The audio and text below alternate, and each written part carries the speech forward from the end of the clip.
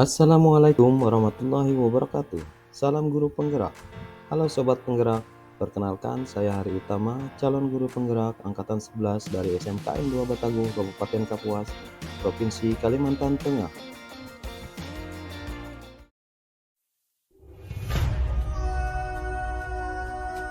Akan memaparkan tugas tentang coaching dan supervisi akademik modul 2.3. Akan memaparkan tugas tentang coaching dan supervisi akademik modul. Izinkan kami hari ini melakukan tugas demonstrasi kontekstual pada modul 2.3, di mana saya Hari Utama akan berlaku sebagai observer, kemudian ada Bu Nova sebagai coach, kemudian ada Bu Puji sebagai coach. Tanpa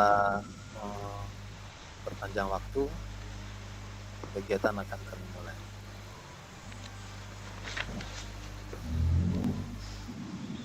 Selamat siang, Bu Puji. Siang Pak Hari. Bagaimana kabarnya hari ini, Bu?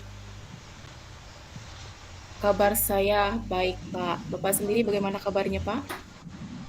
Alhamdulillah baik juga, Bu. Pada hari ini kita akan melakukan coaching ya, Bu. Nah, Ibu sebelum melakukan coaching, saya akan menanyakan beberapa pertanyaan dulu kepada Ibu. Yang pertama tentang rubrik penilaian coaching kita hari ini, Bu. Jadi pada coaching kita hari ini saya akan amati dan saya akan nilai sesuai rubrik penilaiannya, Bu. Apakah sudah sesuai dengan alur tirta atau belum? Kemudian apakah Ibu sudah memberikan pertanyaan berbobot sesuai dengan kata kunci yang akan disampaikan oleh coach? Dan nanti saya juga akan mendengarkan respon dari coachnya, Bu. Apakah sudah sesuai dengan pertanyaan yang akan nanti Ibu sampaikan? Dan jangan lupa ya, Bu, disesuaikan dengan prinsip coaching kemarin, yaitu tentang kemitraan, proses kreatif, dan juga memaksimalkan potensi. Nah, Ibu sebelum proses observasi atau pra-observer ini ada yang ingin saya tanyakan, boleh, Bu? Boleh Pak Hari, silakan. Jadi yang pertama gini, Bu, kompetensi apa yang ingin Ibu kembangkan dalam proses coaching hari ini, Bu? Kompetensi ya. Saya itu ingin mengembangkan pada coaching kali ini yaitu yang pertama kehadiran penuh, present. Yang kedua mendengarkan secara aktif. Terus yang ketiga mengajukan pertanyaan yang berbobot kepada coach Pak. Seperti itu Pak. Oh, jadi begitu ya. Baik, Bu. Jadi Ibu ingin mengembangkan 3 kompetensi tersebut ya, yaitu kehadiran penuh, mendengarkan aktif, dan mengajukan pertanyaan yang berbobot. Dari ketiga kompetensi ini, kompetensi mana yang ingin Ibu kembangkan secara spesifik rencananya? Ya dari ketiganya ya, mungkin saya akan kembangkan lebih spesifik adalah mendengarkan aktif, Pak. Karena dengan mendengarkan aktif, saya menjadi lebih fokus sehingga menimbulkan kehadiran penuh dan dapat mengajukan pertanyaan yang berbobot ya, seperti itulah, Pak. Kemudian indikator yang bagaimana yang ingin Ibu proses di coaching ini, Bu? Kalau indikatornya itu, seperti indikator ketercapaiannya. Nah, jadi saya akan melihat apakah coach ini sudah bisa mencari solusi atas permasalahan yang ia hadapi, Pak. Dan coach ini memiliki rencana aksi ke depannya, apa yang harus dia lakukan lah, seperti itulah. Oh, baik. Mungkin itu saja pertanyaan dari saya ya, Bu. Saya sebelum Ibu melakukan coaching, semoga nanti saat Ibu melakukan proses coaching, Ibu selalu mengingat hal-hal tadi ya, Bu, yang saya sampaikan tadi. Mungkin untuk mempersingkat waktu, silahkan dimulai, Bu, kegiatannya, Bu. Iya, ya, terima kasih Pak Hari. Oke. Selamat siang Bu Nova. Selamat siang Ibu Puji, apa kabarnya hari ini? Selamat siang juga Bu Nova, kabar saya baik hari ini. Ibu sendiri bagaimana kabarnya Bu? Iya, puji Tuhan Ibu, kabar saya juga baik. Nah, pada kesempatan ini saya ingin minta waktu Ibu nih. Tidak lama, sekitar 15 sampai 20 menit saja Ibu. Karena saya ini mau bercerita Ibu, mau curhat sebetulnya tentang apa yang saya rasakan akhir-akhir ini di kelas, Bu. Baik Bu. Apa yang mau Ibu ceritakan? Kita kan tadi ada waktu sekitar 15 sampai 20 menit nih. Silahkan Bu, apa yang ingin diceritakan? Ya, jadi begini Bu Puji. Akhir-akhir ini saya ini merasa murid-murid saya di kelas tuh pada saat saya mengajar kok kayaknya kurang antusias ya Bu Puji ya dalam menerima pembelajaran dari saya. Nah, terus selain itu tuh ada beberapa orang murid yang pada saat saya memberikan tugas seperti itu, nah mereka tuh tidak mau mengerjakan tugas dan kalaupun diberikan tugas juga tidak selesai Ibu. Jadi saya bingung apakah saya ini terlalu baper atau ya memang mereka lagi bosan atau apa dengan kelas saya Ibu.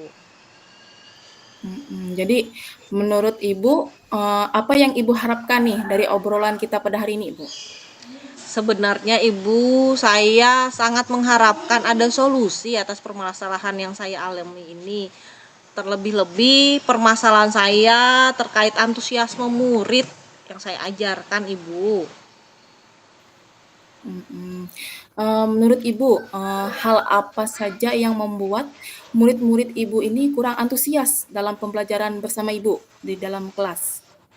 Jadi begini Ibu, sebetulnya kalau saya ingat-ingat kembali Ibu dari pembelajaran saya beberapa waktu yang telah lewat. Nah, sepertinya hal yang menyebabkan murid-murid saya itu kurang antusias itu yang pertama adalah pembelajaran saya itu sepertinya sedikit membosankan Ibu. Dan kadangkala bisa jadi bagi mereka itu terlalu monoton.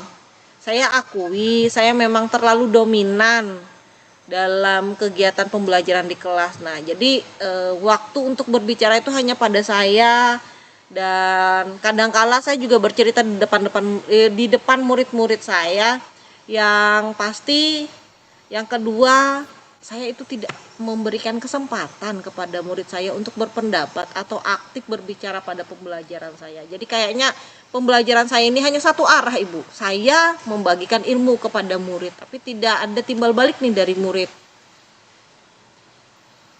Jadi begitu ya Bu. Karena selama Ibu mengajarkan pembelajarannya itu berfokus pada satu arah ya. Nah, terus Iya, betul sekali Ibu. kira-kira apa saja nih yang dapat membuat murid Ibu ini antusias dalam pembelajaran Ibu ini?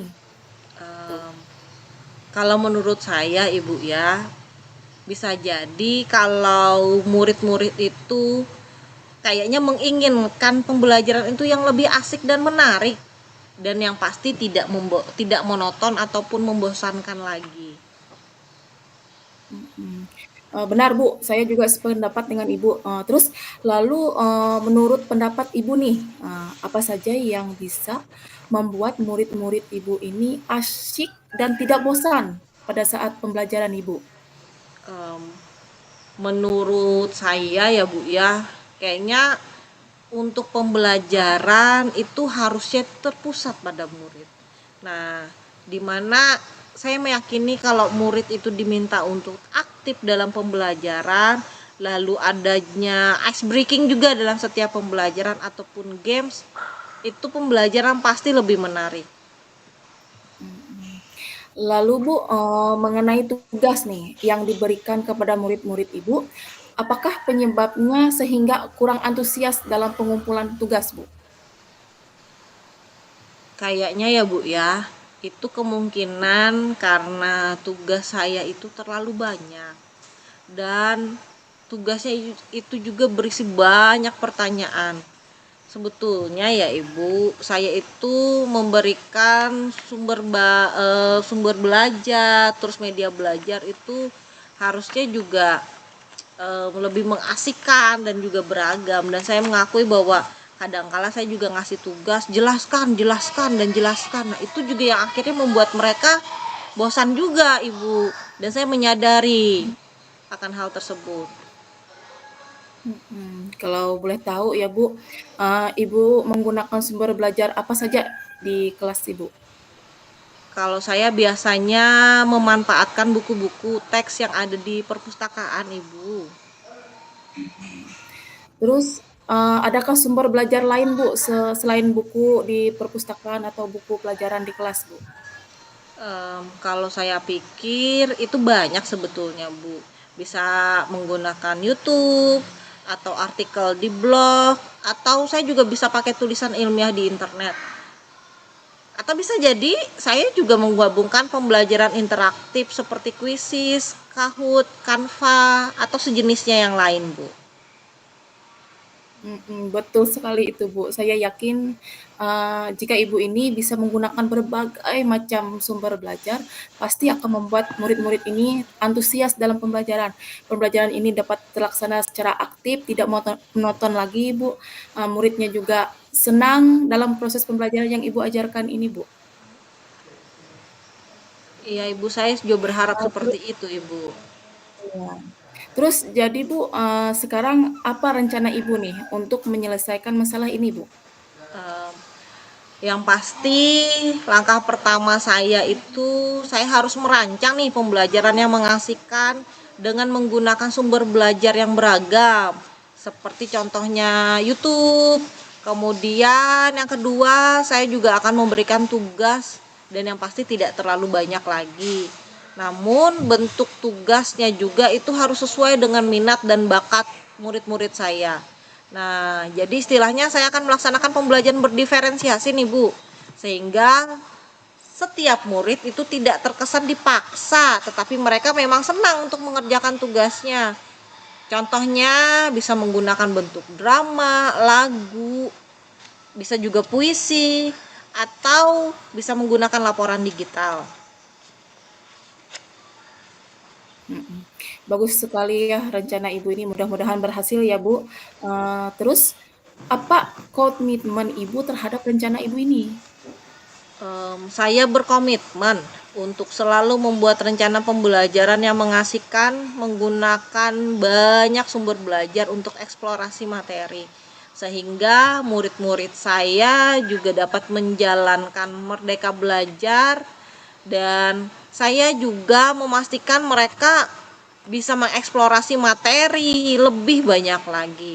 Dan saya pastinya akan membuat murid-murid saya senang dalam kegiatan eksplorasi materi tanpa ada unsur paksaan, dan akan saya serahkan juga pemilihan sumber belajar itu kepada murid-murid saya. Jadi mereka bebas mencari sumber belajar dari manapun sesuai dengan kebutuhan mereka, dan yang pasti kembali lagi saya mencoba untuk menggali minat dan bakat mereka.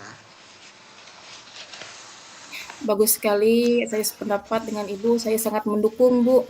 Mudah-mudahan semuanya berjalan lancar dan sesuai dengan harapan kita ya Bu. Iya, terima kasih banyak Ibu atas waktunya dan juga sharingnya. Dan yang pasti mudah-mudahan kita semua bisa menjadi guru yang selalu dirindukan oleh murid-murid kita ya Bu. Amin. Amin Bu. Baik, kita akhiri perbincangan kita ya Bu. Tetap semangat Bu, bimbing murid-muridnya. Terima Iya, kasih Ibu, tentu selamat Ibu. siang. Tentu sekali Ibu. Terima kasih banyak Ibu. Selamat siang.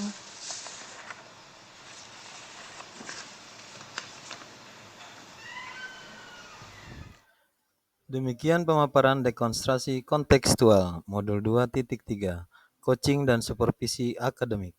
Sekian dan terima kasih. Semoga dapat menginspirasi. Akhir kata, semoga tergerak, lekas bergerak, dan mari menggerakkan.